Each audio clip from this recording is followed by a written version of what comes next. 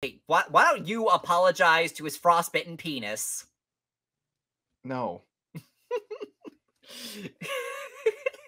Okay, I think that we've pretty much summed up his entire book with that one line. Yeah.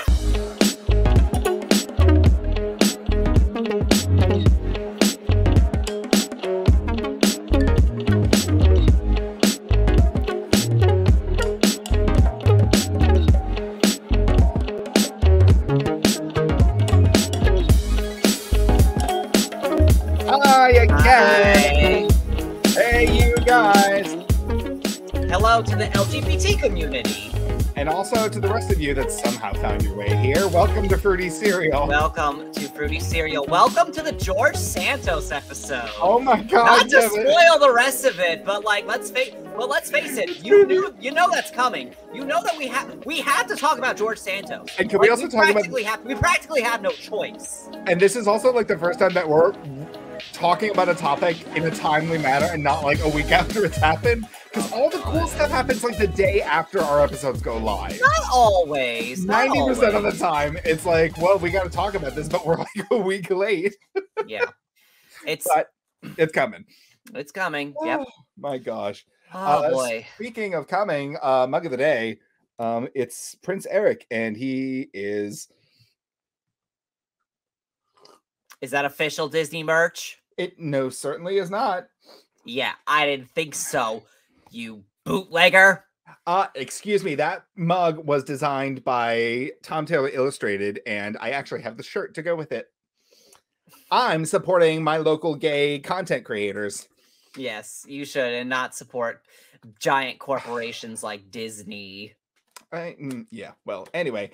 Kevin, are you ready to get mad? I'm always mad. Happy Pi Day? I thought Today's that was not Pi Day. No, it certainly fucking is not. Pi Day is March 14th. March 14th, yes. Oh no, according to the calendar, today is Pi Day. Your calendar is a fucking liar. Oh, you know what else today is? Today is the day Princess Tiana's starting cooking her rabbit stew. Last day for Splash Mountain at the Walt Disney World. Oh wow! Did you come up with that? Did you come up with that? I did not. I stole that entirely. I knew it. I knew I'm you not stole that that. Clever, Kevin. I know, okay? Yeah, I know you're not. So that's why I. Holy shit! Come for my wig, why don't you? Okay, well, you roasted me pretty harshly last week. Okay, so you had that coming. I suppose I did, but it is the last day. This is something I love talking about. Is like all of like the Disney vlogger people on TikTok are being like, "Oh my god, I'm so sad, it's closing," and they're all doing like vlogs and stuff like this. And I'm like, I wonder how many of these vlogs are going to end up in like a January 6th-esque adjacent video. Being like, this group of vloggers on the last day of Splash Mountain suddenly turned into like... question.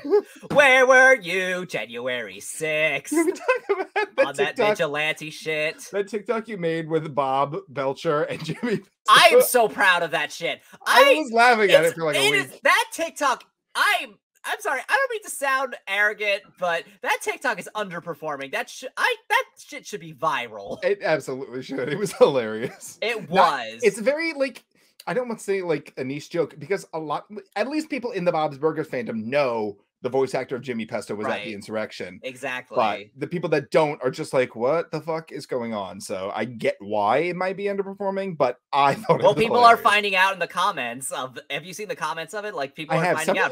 Like some people are like, this is how I found out the voice actor for Jimmy Pesto was at the January 6th riot. Can I also talk about you beefing with people on YouTube? Somebody commented on one of it. This short is formatted really poorly, and Kevin just comes back with, "Okay, Mary." You took it to heart, and I was like, "Oh God." Well, I'm sorry. It was unsolicited advice. Okay, it was valid advice. Our formats could use a little bit of tweaking, but we're all adults here. We can take constructive criticism. Okay, but that wasn't the crit. Okay, but they didn't say how it would be. Whatever. You know what? I don't know. You know what? They're a busybody bitch. So who cares? Now you're gonna tag them in this short on YouTube, aren't you? Maybe.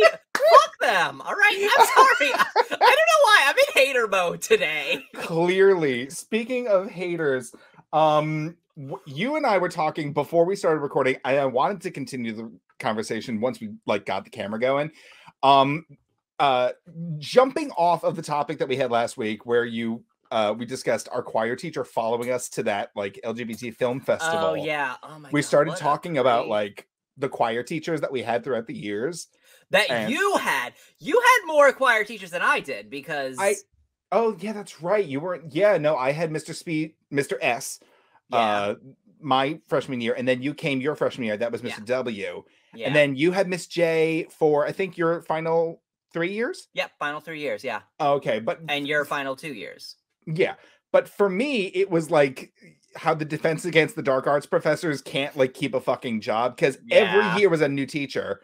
I did not do choir the last year because Miss J was kind of a bitch. I guess Miss J was kind of like Snape in that she lasted an extra year.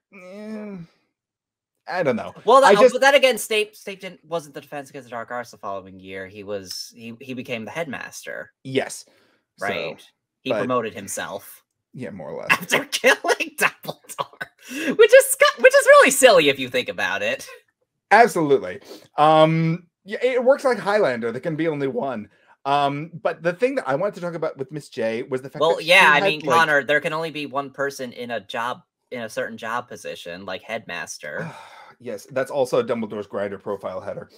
Okay. I actually did come up with that one. That I'm proud of. Okay.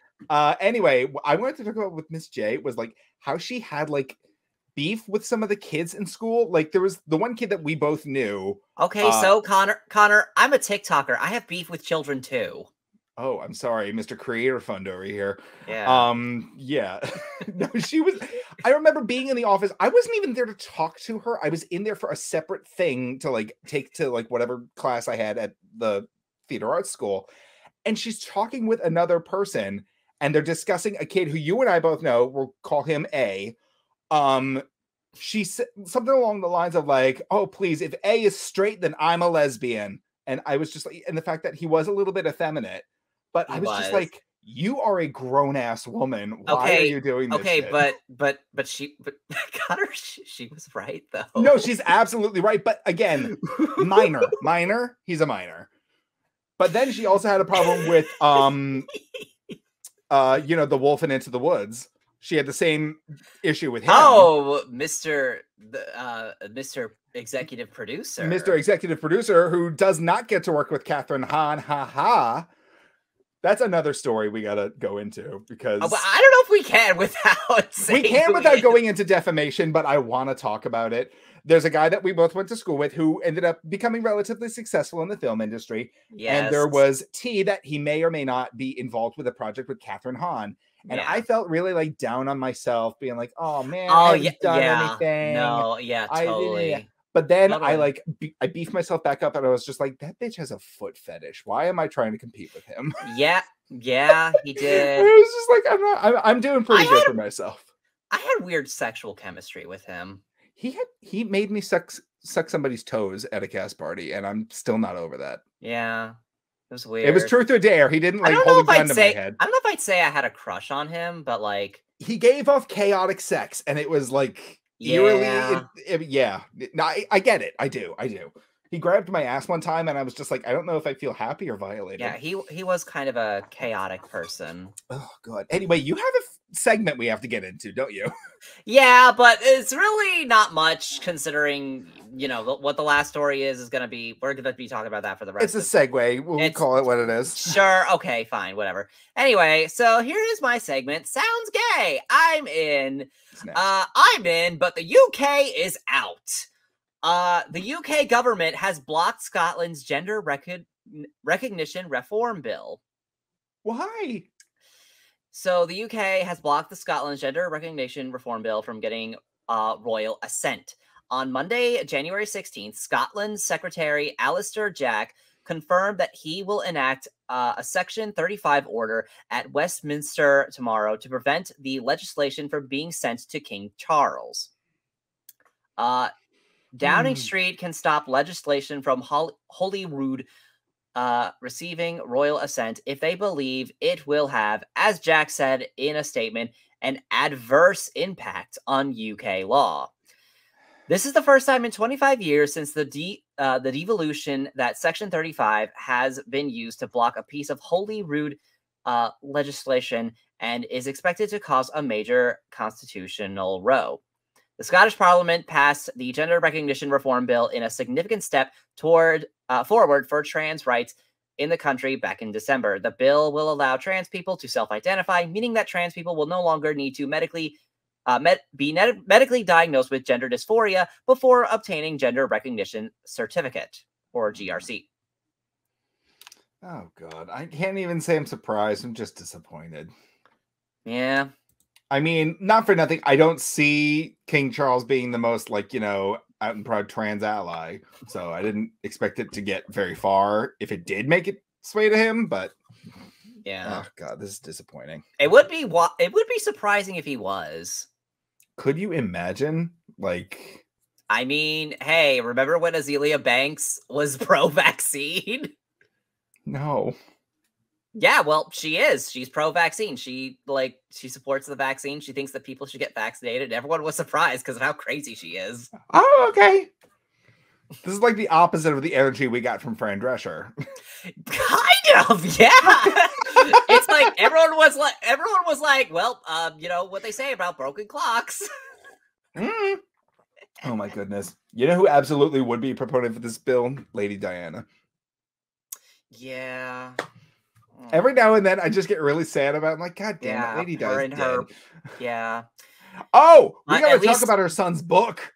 But at least she has her car crash theater, right, Connor? That wasn't funny when it came out of your mouth. Holy shit, that was evil. Yeah, because I'm reminding of what you said. Yeah, I know, but yours just was like vicious. Ew. God damn, dude. Let's continue. Okay. It was a joke at your expense. I understand, but you didn't do it very well. That was I'm sorry. I guess my inflection went poopy. I don't know. You owe Prince Harry an apology. Okay, you know what? Why don't you apologize to his frostbitten penis? No. Okay, I think that we've pretty much summed up his entire book with that one line. Yeah, the frostbitten penis part. I mean, oh God. Please, let's continue. I beg of you. Yep. Okay. All right. So the next bit of news is also not very fun. The only HIV vaccine in advanced trials has failed. Oh, no. Yeah. The only vaccine still being tested against HIV in late-stage clinical trials has failed, researchers on January 18th. Known as Mosaico, the trial got underway in 2019 and was run out of 8 nations in Europe and the Americas. Almost 3,900 men who have had sex with men and transgender people, all of which were considered to be at high risk of contracting HIV, took part in the study. Scientists at the Johnson & Johnson-owned company Johansen, or is it Johansen? I don't know. Janssen, shit. Yes.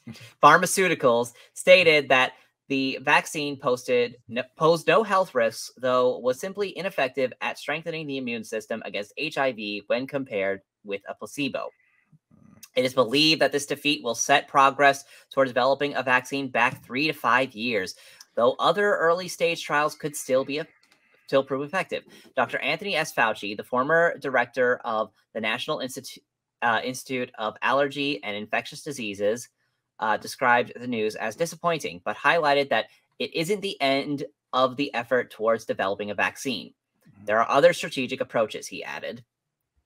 That was okay. Obviously, it is disappointing that, like, you know, this one did fail, but like, I'm thinking big picture, Kevin.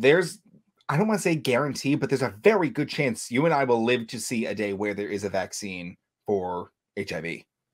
Where, like, you know, like what, just like 10 years before you and I were born, people were literally being given death sentences when they were diagnosed. That's true. So, that's true.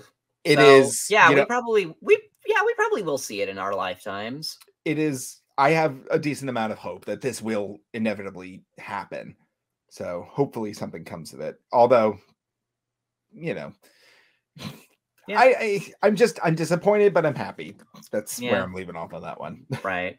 You're hopeful. Exactly. You're hopeful, and that's good. That's good. Reckless optimism. Yes. Okay, so the next story is a bit more cheerful. Ah! Oh no, my link didn't work. Okay. I thought that was part of your story. Like, Real Monsters gets a reboot. No. Okay, this story is Miley Cyrus has broken a major streaming record with Flowers. I saw. Yes, with less than a week since its release, Flowers has already become one of the biggest successes of Miley Cyrus's career. The self-empowerment anthem has made history as the fastest song to surpass 100 million streams on Spotify and is also the first song to achieve this in under a week. It is expected to debut at #1 on the Billboard Hot 100 and UK singles chart, making her single to do so in both territories in 10 years. The first single from her upcoming album, Endless Summer Vacation, Flowers sees Miley assert her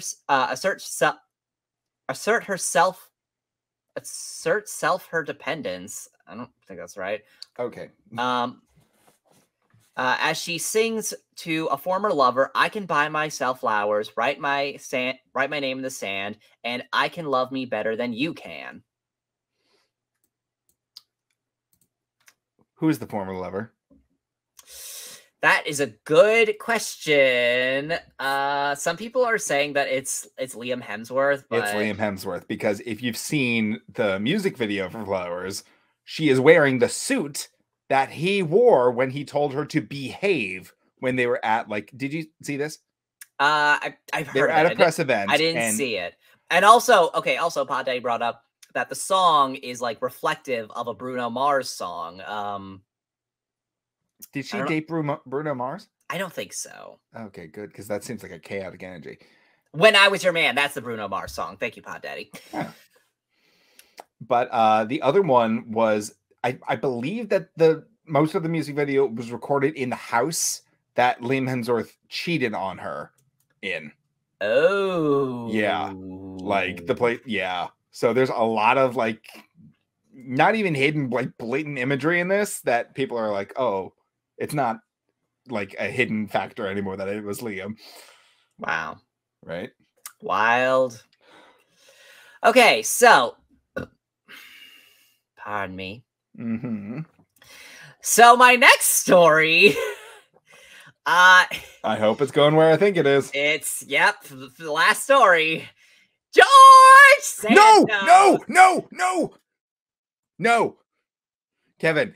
I have a story. You were saying that. You were saying it was, but there's another story that you did not talk about. Real Friends of WeHo debuted. Oh yes, Real Friends of WeHo. Yes, Kevin. Oh, those poor social media interns. God bless their souls. I mean, thoughts and prayers. They are stronger than our Marines. Can we talk about, like, the visceral, violent, rage-filled reactions I am seeing across social media for this fucking show? Social media hates this show, and it looks like it's a lot less I don't know what the right word is, mean and bitchy than the A-List New York. Do you remember that show? No.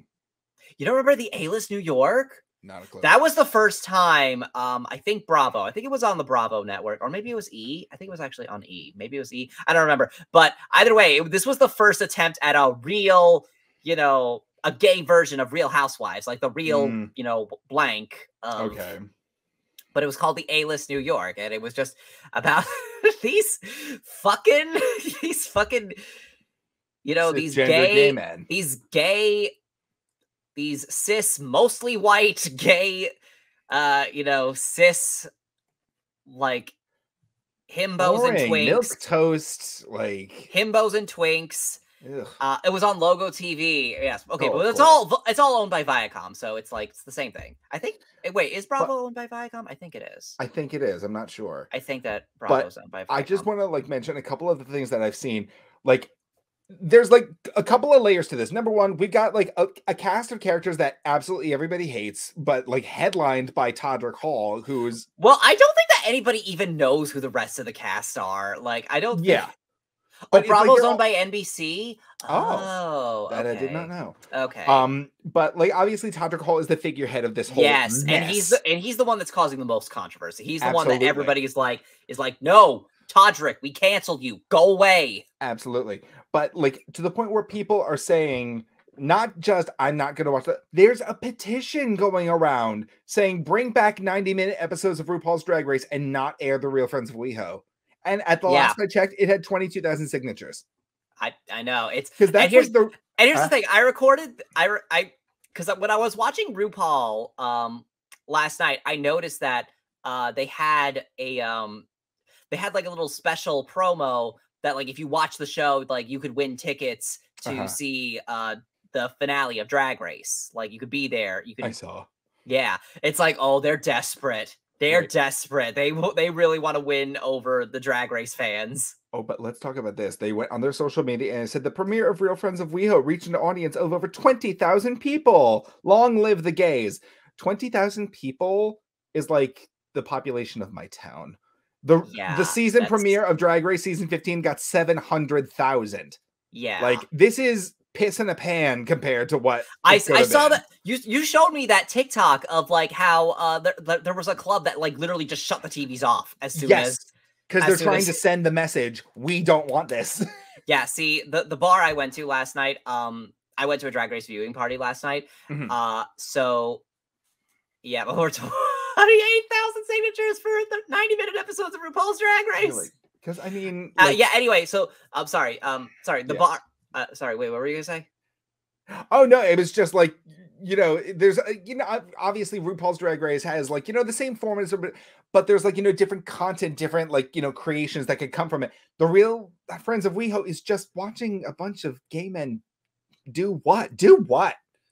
Their like, jobs, I guess. I would much rather watch something where like legitimate creativity and artistry comes into play than, just watching all that. Yeah, and that was what drag.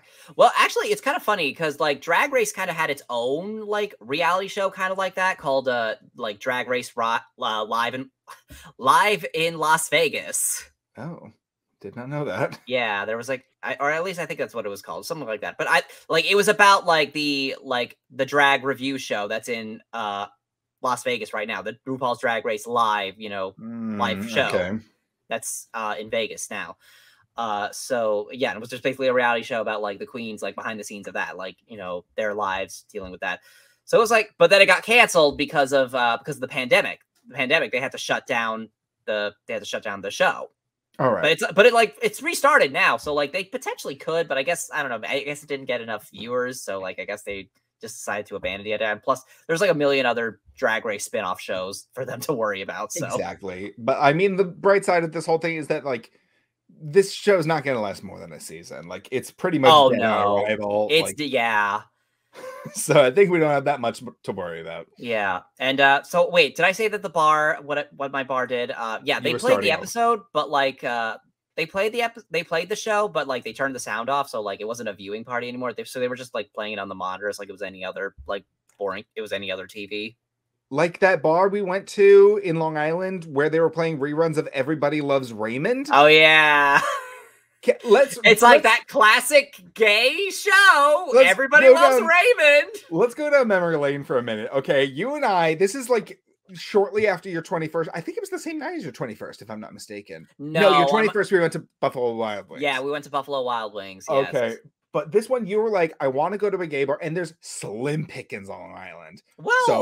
Well, are there still only slim pickings? It's got a little bit better, but like not that much. But at this time, it was like one of two places. There was the Long Island Eagle or Blanche, which Blanche has been taken over by a new place called New Bar, which is actually decently fun. But we went to Long Island Eagle. It was like a one-room rec room with a pool table, a dusty couch in the corner, and a bar where the TV monitors above the bar were playing reruns of Everybody Loves Raymond. Yeah, it was really weird. It was really surreal.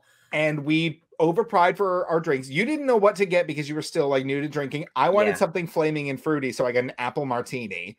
You got the same thing, decided you didn't like it, gave me yours, and then allowed me to drive us home. I know. Okay, I know. It was so bad. I shouldn't have done that. I should have just said, I knew okay. that I was able to sober up a little, but still I should have waited. You know what? I didn't want it to go to waste. That was the problem. And it's like, no, you can waste alcohol. It's fine. Meanwhile, like, do you remember how much we paid for those martinis?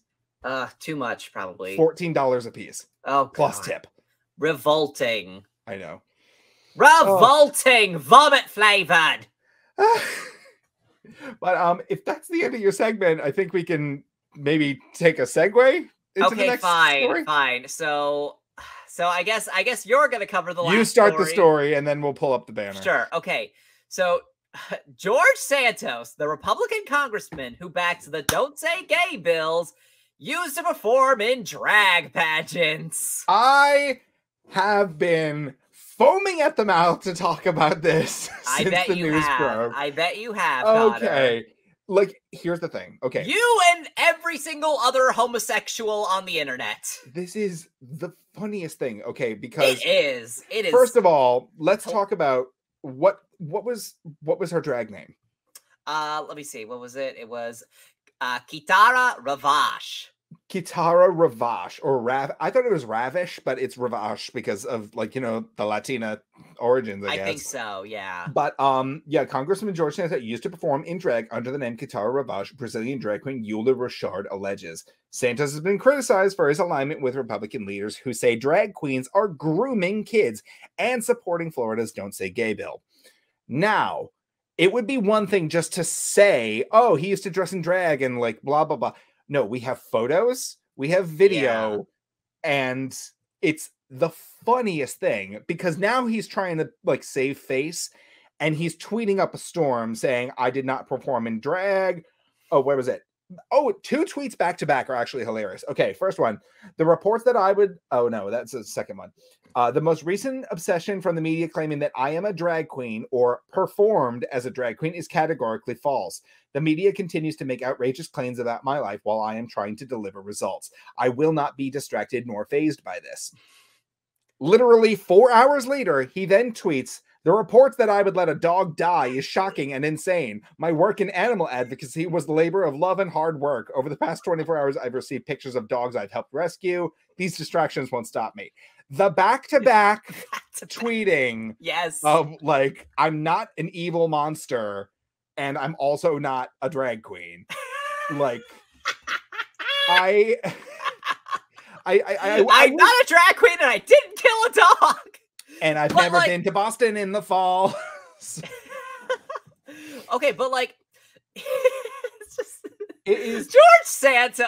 What a character! Like, honestly, he's the gay villain that we need. Let's talk about. Here's the thing. The thing that kills me about this is the memes. The memes that are coming out of this. Bianca Del Rio, drag queen superstar, tweeting George Santos is my drag mother. I mean, come the fuck on! JanSport versus Jan6. Did you see JanSport actually did like a snatch game look? Yes, I did. Oh my god! Someone's gonna try to claim that for next season, the next spin-off show. What the fuck ever? Oh, you know what the best part is? People are trying to like sell merchandise with like his. First of all, you've seen his drag look? It's a little bit trash, but you know, all drag is valid. Yes. Even though he's wearing more makeup, it is headshots. Yes, but the people are selling like t-shirts and merchandise with that look on it, in the hopes that he will issue them a cease and desist, saying that is my face, take it down. So they're like putting him in a catch-22, trying to like get him to admit that he's his drag queen when he's also on Twitter saying he's not. Well, wait. Well, he could say it's a photoshopped image of him. I know, but he could claim that. I know, but it's just, oh my god! Everything about it has made a chef's kiss perfect. I mean, this story. I mean, Connor, you know this man was already messy enough as it is. Oh, absolutely. Like he was an absolute mess. Like let's okay. To date, here are the things that Santos has lied about. Where he went to high school, where he went to college, he did not. Working at 2 major financial institutions, he actually worked at a firm later accused of being a Ponzi scheme. Founding an animal charity, his mom dying in 9/11, she was in Brazil at the time, his grandmother being a Holocaust victim, having employees who died in the Pulse nightclub shooting, and being Jewish. He later claimed he was only Jew-ish. No way. Yes. And it's like, it's so funny. He stayed silent about so many of these, but like the drag queen thing, that's where he's got to step in and set the record straight. So recently, George Santos confesses that he did, in fact, dress in drag. Quote, not a drag queen. I was just young and had fun. Okay, that's fine. Yeah, but when you're going to take this broad-ass paintbrush and say that drag queens are grooming children and like... And it's like, well, honey, you were a part of that. Like, and even you know what the best part even is? if you just dressed up one time, like, you know, it's still incredibly hypocritical of you to be, you know. Entirely. And do you want to know something? I would be, me personally, only on a personal level, I'd be 100% ready to see him as a guest judge on RuPaul's Drag Race if he did not work so hard to deny people their basic rights. I mean, well, here's the thing. This is why this is so interesting. This is why, but that's also why it's so interesting. That's why he's such a great gay villain. He's just, yeah. Have you seen that video of? Also, have you seen that video of like him trying to dodge reporters and like he has like a twink assistant like trying to like buffer them away? No, I did not see that. Yeah. But have you noticed this? Kathy Griffin actually turned me on to this. The more right-wing and conservative a politician, the more like snappy, sassy, twinky gay their assistants are. And they are always like they're like it's bizarre because they know that we're here to get shit done. And like, you know, the twinks have a lot of energy so they can get shit done fast. Yes. So it's actually really hilarious. It is. Oh my God. You know someone's gonna win an Emmy playing George Santos in a Ryan Murphy show, right? Ryan Murphy, put down the pen. God damn it, take a break. I have no doubt he already is. I have no doubt he's already writing this. He's like, yes, write that down, write that down, write that. Like he's probably like looking at his assistant, like that SpongeBob meme where he's like, write that down, write that down. Wait, who would we get to play George in the show? Okay, it's got to be somebody Ryan Murphy wants to fuck. Someone did cast someone, but I don't know what the actor's name is. It's probably Darren Criss, right? No, it's not Darren Criss. It's okay. No, they wouldn't cast Darren. No, I don't. He cast Darren Criss in fucking everything. Yeah, I know, but I don't even think that he would cast him as this. I don't remember the name of the actor. Oh, it was like a really funny actor who was like on like I think he was like he's been on like Disney Channel shows, but like also on like, you know, actual adult comedies too. Oh, Ross Lynch. No, not him. No. Why do you keep on picking twinks to play George Santos? Have you ever seen a Ryan Murphy show? He does not care about historical accuracy or like. He does a little bit. No, he fucking doesn't. Okay, he cast Cuba Gooding Jr. to play OJ. He didn't cast a twink in that role. I mean, that one would be a bit egregious. Could you imagine? Yeah. Well, yeah, Lord. Exactly. So like, yeah, he's not gonna cast a twink to play George Santos. Okay, not even Ryan Murphy is that like weird. I mean, you never know. It's never off the table. Your chances are low, but never zero with Ryan Murphy. I suppose. I don't know. I'm you know what? I'm gonna look that up. I don't know. Talk more about George Santos while I look up this. I mean, the thing that's really been getting me about this is all the memes. Obviously, Jan's Sport versus Jan's Sixth, which is like the funniest part. The people selling the merchandise and just him like trying to save face as if he's been caught in some sort of like horrific scandal of like adultery or like murder, and he's like, no, I swear I was never a drag queen, as if it's like the end of his fucking life. You know, it's like we don't care that you're a drag queen. We care that you're campaigning so hard against them, and you well, he thinks that. Well, he thinks that that. Okay, Jesus Christ, who's this name of this actor? Okay, shit, what the. Okay, George Santos is just Will from Veep. Will from Veep? From Veep? No, hold on. Shit. Okay, I wish somebody would say what. Nobody's saying what the name of this actor is on this shit. Anyway, I'm sorry. More or less, that was my entire hyperfixation of the week. It's just, if you're not involved in like the George Santos drama, try and find even just a smidgen of information, because every nugget is gold. It is absolutely hilarious. Truly. What? Okay, I think he was in Mad Men too. Shit. I have no idea. God damn it. God damn it. Twitter changed its interface. So. Oh, I know, right? This was something else. I thought you might talk about this on your segment, but I did want to bring this up because I thought it was just kind of perfect. Did you hear that there's allegedly going to be a George Michael biopic in the works?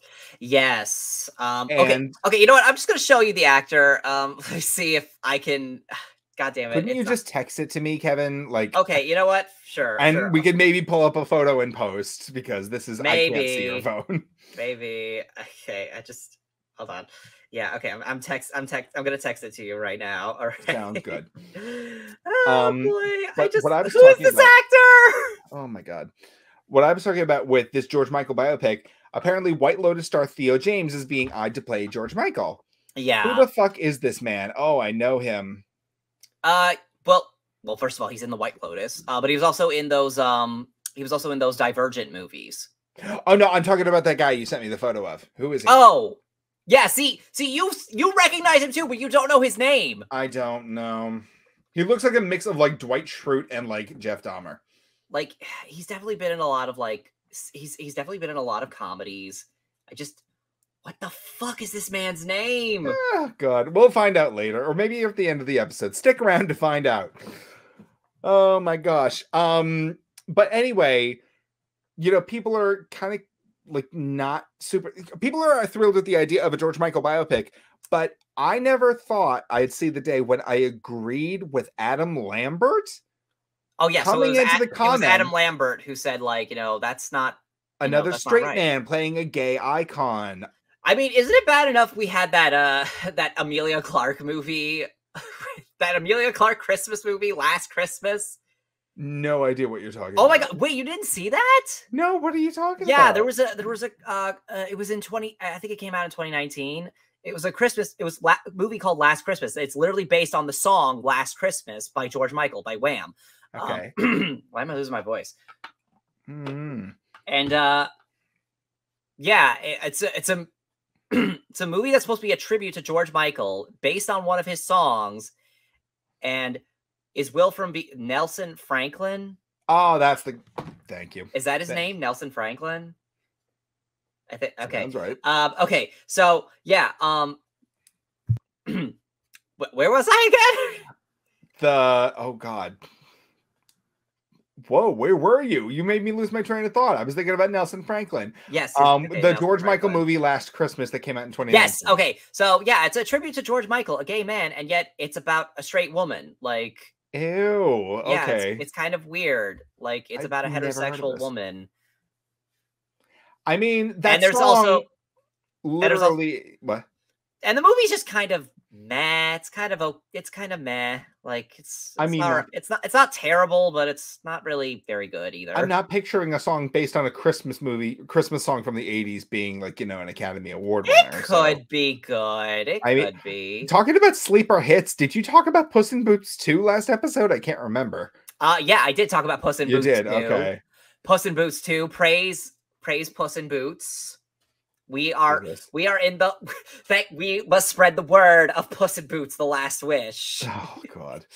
I'm sorry, Connor. I saw a tweet that was like, yeah, everyone's talking about how there's a lot more, how Elon Musk allowed a lot more right-wing, posts on Twitter, but no one's talking about how every third post is from a DreamWorks adult.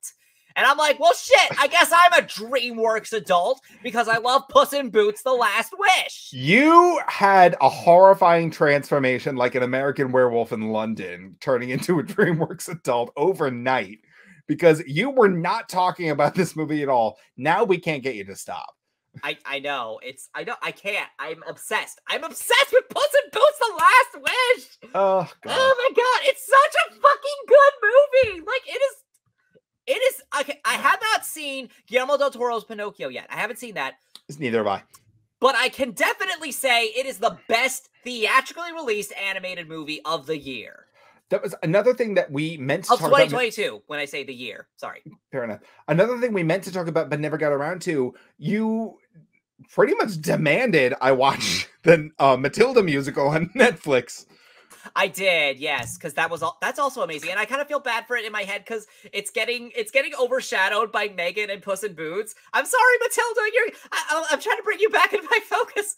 Here's the thing, Matilda, like, I was interested because obviously everybody loves the movie with Mara Wilson. That's yes. like, you know, a cult classic. Of course. I never read the book, the Roald Dahl book, as a kid. Neither but have I, like, honestly. This new adaptation is based on the stage musical that was on Broadway however many years ago. Yes. And wait, is it not still on Broadway? It is not still. It closed a couple of years ago. Oh, I know that. Oh, yeah, Millie Shapiro, who was in Hereditary, she played Matilda in one of the runs, right? She did. She was one because anytime there's a show where like there's a main character who's a child, they rotate the role with like two other actors because they have to be kids. They have to go. Well, of course, because kids age. Absolutely, they're using actual children, and actual children in real life age. So, like, you know, well, it's not even the fact that they're aging; it's the fact that like I can't do 8 shows a week when I'm literally 8 years old. Yes, that as well. Yes, that too. Correct. Yeah, no, this movie was.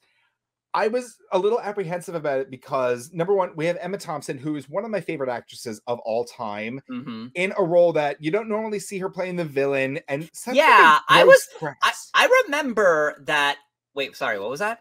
Like, she's playing the villain that's not like the Baroness and Cruella. She's gross and crass and rude and loud. Yeah, which is unlike I thought that was when I first heard that casting choice. I thought that was really weird. I'm like, oh, Emma Thompson as the Trunchbull? Like, I don't know. Are you sure you can't get like a bigger actress to play that role, or there's layers to it, less conventionally attractive actress? Because like Emma Thompson is a beautiful woman. She is gorgeous. Yeah, let's talk about the layers to her casting as Trunchbull. But she was amazing. She was absolutely incredible. She ate it. Yes. The role of the Trunchbull originally, on both the London and the American runs, is played by a man in drag. Like, that's how the character is like described and is portrayed. Which that's not the first time that there's been like traditionally in Broadway shows. There's been traditionally a role that's played by the opposite gender. You know, like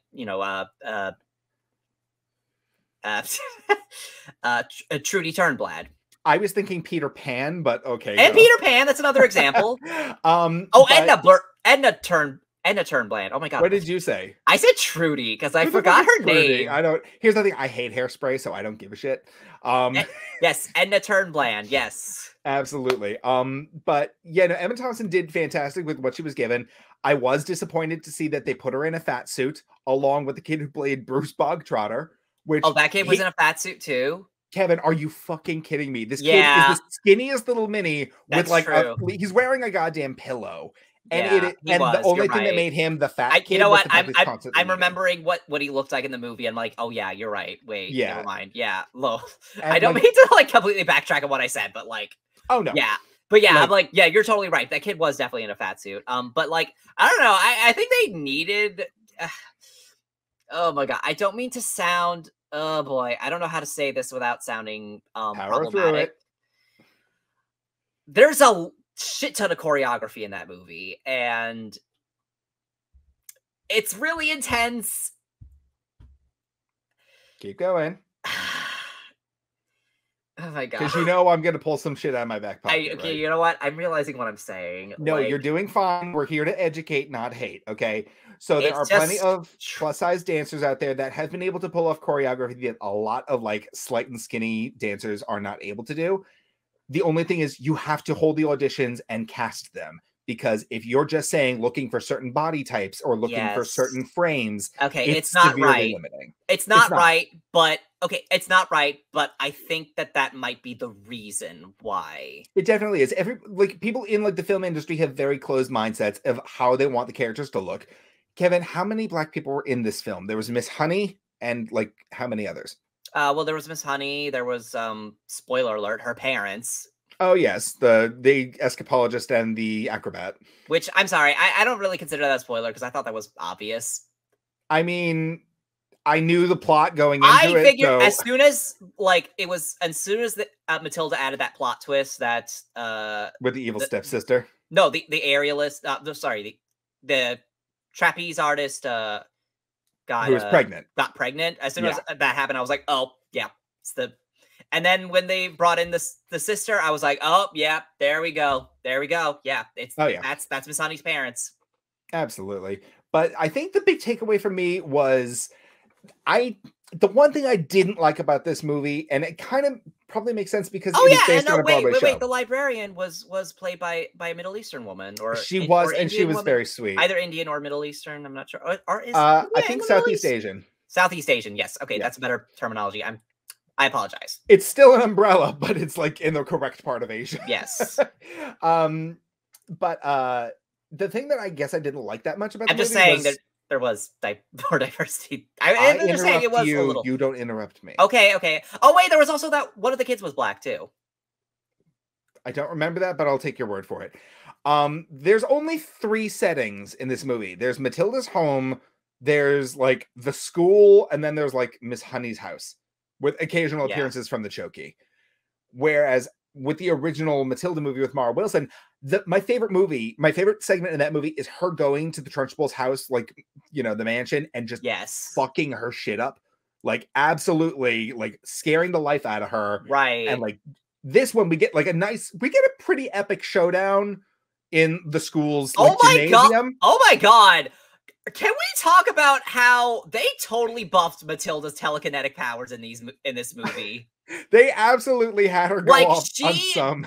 That thing she did with the chains, I don't even think you know what? People like to compare Matilda to 11 from Stranger Things, like compare like, oh, who would win? And I always thought that was an unfair comparison because Matilda never did anything as impressive as 11, but she managed to master her powers much faster than 11 did, and also her nose doesn't bleed every time she uses it, so clearly there's not really that much of a toll on her. Right. But this version of Matilda, forget 11, forget Connor. I'm sorry, but forget even Carrie. She's absolutely dominating. This Matilda does something that I don't even think a pre-Phoenix Jean Grey could pull off. I mean, it was absolutely like, I remember sitting there with my mouth open and being like, she's 6.5. Like, and the speed with which she like harnesses her powers. I thought she was like 12. Oh god, I forget. They told you her exact age in the movie, but I don't think she's 6.5. I think she's a little bit older than that. Well, in the Mara Wilson movie, she's 6.5. That was like an entire exchange. Oh, another exchange. Number one, she doesn't have a brother in this version. It's just like she's the only child of her terrible parents, and her father. What? But I think that's because that's how it was in the book. I think that this movie is more accurate to the book because absolutely, because like the book, because that again, like that scene that you were talking about with where Matilda's messing up the Trunchbull's house. Yeah, that I believe was a movie original scene because they added scenes to that movie to pad it out because it's a pretty short book that it's based on. Oh yeah, but because this is a musical and there's like musical like segments, they didn't really have to pad that much out in this plot. Not really. It was a very good movie. I would give it like a 7 out of 10. I'd give it a 9. I mean, go off. I loved it. I'd give it a. What would you say was your favorite song from the movie? When I Grow Up. Really? Yeah. Really? Yeah. I know a lot of people that hate that song. Really? I love that song. People are always saying beautiful. Like, it's gorgeous. I actually started and then crying. At the end when Miss Honey gets a verse because she never got to grow up because she lived her life abused by her aunt. I know. It was absolutely and she still is, so she never got to grow up. Oh, I thought the best song in the movie was My House. Because you get to see the depth of like how far Miss Honey's trauma kind of affected her. She's like, oh yeah, that song was beautiful. That song was beautiful too. Don't get me wrong. The actress delivered it in such a gorgeous way. I was like, sobbing. Lashana Lynch, Connor, did you recognize her? She was in the MCU. I don't know where though. She's Captain Marvel. Well, Earth 838 Captain Marvel. Oh, okay.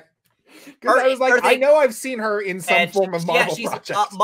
Maria Rambeau, who was well, you never seen Captain Marvel, have you? Oh no, I didn't. But okay, yeah. so you probably See, I only know Maria Rambeau being Monica Rambeau's mother. Carol Danvers, the Earth 616 MCU versions. She was her best friend when she was in when she was in the Air Force. Gotcha. Okay. So basically, it totally makes sense in Doctor Strange in the Multiverse of Madness for her to be a variant of Captain Marvel, where she has the powers, because she could have very easily have been in the situation that Carol was in, where she got her powers. Oh, okay. I'm sending you a photo of something, and you got to tell me if you want to attend this event with me. Okay, sure. Let's see. What is this? Naked Uno tournament. Oh wait, was I supposed to say that out loud? Oh yes, shit. You were. Oh, okay. Like I wanted to. I was like, oops. No, was I supposed to say that out loud? This was going off of a couple episodes during our Halloween event. I was posting screenshots of bizarre party invites. This was another one that showed up on my timeline. The Naked Uno tournament. Not even naked blackjack, not even naked craps, naked Uno. Oh, Connor, this is tonight as we're recording.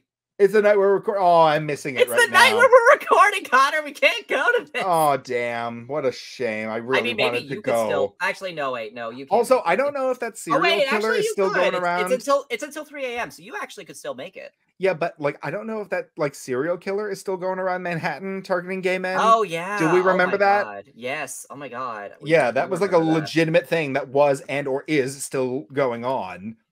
Serial killer has been attacking and killing gay men in 2022 and possibly 23.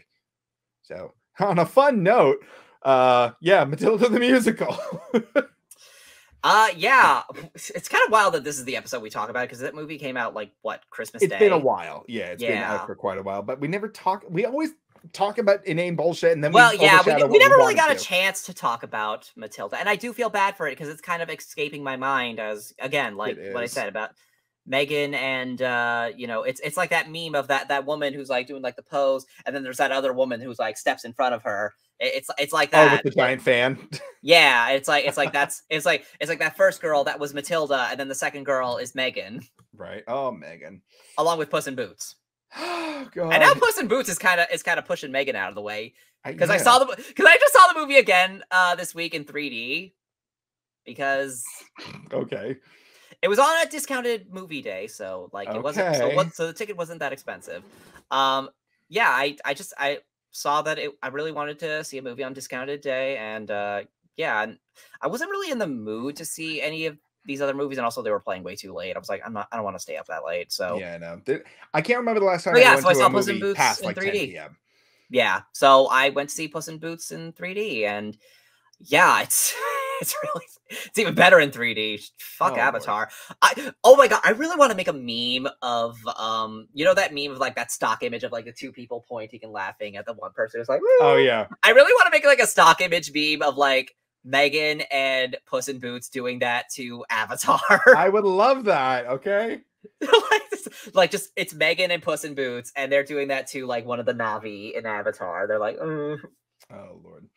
Jake Sully or Natir. Okay, wait. I do know what the names of one of the kids. One of the kids' name is Kiri. That's the one that everybody likes for some reason, even though I'm pretty sure they all have the exact same personality in the movie, or lack thereof. I haven't seen Avatar 2 yet. I know I'm trashing on Avatar 2, even though I haven't even seen it yet. But I'm waiting until it comes out on Disney Plus so I can watch it on my phone, the way that James Cameron would want me to. Absolutely. There was another movie I saw recently that I wanted to talk about, but I can't remember what it was. Clearly, it left no impact on me. I don't know. It'll come to me. Was it Strange World? It was not Strange World. Did we talk about that on here? I feel like we had private conversation. I told people to watch it because I wanted Disney to know that people care about gay people. Yeah, I know, but like it was just this movie was I bland. was a little okay. I will admit I was a bit generous to the movie because I wanted it to do well. I felt bad for Absolutely. it. That was like what I was trying to get past was like the fact that like yes, queer representation and it's done well. It is done well. The only problem with it is the fact that the love interest doesn't actually really play any role in the story. Like you could have cut him out entirely and nothing Oh would have yeah, they changed. fully changed the model for the love interest to a female in like the South Korea release. I'm not surprised. But what we got in the States, at least, like that's good representation. It's not like it's not like a brief cameo, like a blink and you'll miss it gay moment. He actually has like a meaningful conversation with his grandfather about like yes. this guy I'm into. It's treated like, very really casually too, which is good. It's good representation. It's just the problem is that the sexualities doesn't really play that big of a role in the story. I mean, I'm fine with it not playing a role, but like the movie sucks. I wouldn't say it sucks. I still wouldn't say it sucks though. It's just I found myself Disney's not on their A game. I found myself wishing if I'm going to watch a Disney sci-fi movie, I would much rather watch Atlantis. That movie, like, I know there's like a nostalgia factor for me, but I felt like the characters were more interesting and like dimensionalized. Yeah, I guess they were a lot more interesting in Atlantis. That's true. Oh my god! But what can you do? I still recommend giving Strange World a view just so that Disney knows that we like gay people. And hey, you know what? On Disney Plus, the gay son, Ethan, the gay character, he's the only character that you can have as your avatar on Disney Plus. So, okay, at least there's that. I mean, I guess like he's still the first result when you go on the feature tab on to change your avatar. So. My avatar is currently the Beast, and it'll probably be there until I die. Anyway. You do love that Beast. I do. Well, I gave you Scarlet Witch on my account, and then you don't use my account, so... Well, no, because you lost it. No, I didn't. I got it back. Yeah, well, yeah, you got it back, but, like, I'm just... It's just that I've been using my sister and brother-in-law's account, so it's like... I mean, makes sense. You'll live in the same house. It's just like, I've been using it. It's like I might as well just keep using it. Like, yeah, man. Also, don't you have like 20 people using your account already? No, it's just me and my friend Danila with her like zoo of children. But yeah, that's it. Oh, okay. My old account I had like 20 people, but like I really okay, on your old half account, of them just paid for their own. Well, again, I'm already using an account, so I'm using someone else's account already, so it's like I might as well just keep using that one. You heard it here first. Anyway, what did you hear first? Are you trying to make me look cheap? Because I'm using it's not a crime. It's perfectly legal to share your account. Then why are you getting so defensive? Because I'm a bitch. I don't fucking know. No, you don't. Anyway, we've been chatting for quite some time, Kevin. I think we should have. Say goodbye. I guess. But Netflix, though. Netflix is another story, though. Netflix is cracking down on people like sharing passwords. They've made it very clear. Like, I just got my own Netflix account like a big boy recently, and it said you and the people who live in your building or in your residence can use the account. And like they made like all sorts of details of like how they're going to like check up on you. It's like, I don't fucking care. Just let me watch whatever it is. Anyway. Greedy. Fuck Netflix too. That being said. But don't fuck, but Matilda's still great. Matilda is still great. And we still got to see Guillermo del Toro's Pinocchio. Yes. So that maybe we can talk about that. I can truly decide which one, whether that or Puss in Boots is the best animated movie of the year. Or Pinocchio, the True Story. Father, when can I live to be on my own? I've got the whole world to see. Not the world to see. The world to see. Movies. Oh God. Anyway, thank you for joining us this week on Fruity Cereal. Thank you. Thank you. I got some fun news. I finally unified the timelines and got my social media handles. You can now follow me across all social media at Connor K Fitz 92. Yay! No more 20-minute monologues to get my socials out. Yay! Like a big boy. Right. And you can follow me everywhere at It's Kevin O'Lear. That's ITSKEVINOLEAR. And as usual, you can follow Fruity Cereal across all social medias at Fruity Cereal. Fruity like the fruit, cereal like the number. Or the killer. Oh, I thought we weren't doing that if it's not spooky month or whatever. Connor, don't you remember? Speaking of which, I'm already like following the Universal accounts looking for like teasers for next. Oh, did you know they're gonna make a Megan house? They must. They absolutely. They have to make a Megan house. I'm still waiting for them to do a Dead by Daylight scare zone, but that's neither here nor there. I wish. Once again, if you found us here Monday at 9 a.m., you can do so next Monday at 9 a.m. And on the Empty the Bench podcast, I can't speak. Kevin, finish. On the Empty the Bench podcast network. There we go. We hope to see you guys then. And until then, stay safe and stay happy. Stay fruity. Stay fruity. God, we're nauseating.